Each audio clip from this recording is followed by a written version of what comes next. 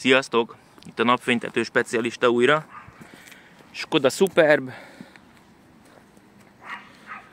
Körülbelül egy éve cseréltünk egy sötétítő rolót az autón, de a berakás után valamiért kattogó hangot hallottunk elég gyakran.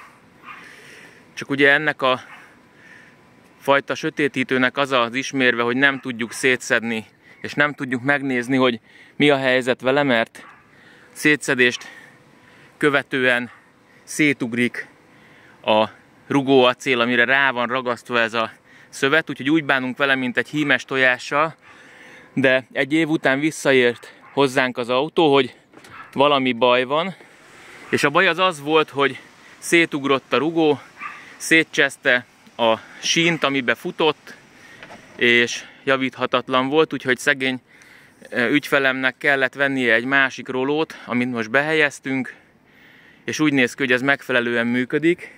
Megszűnt a kattogó hang, ami valószínűleg egy gyártási hibája volt az egyébként gyári és újonnan vásárolt rolónak, úgyhogy ezzel most kész vagyunk, lehet folytatni az útját. Sziasztok!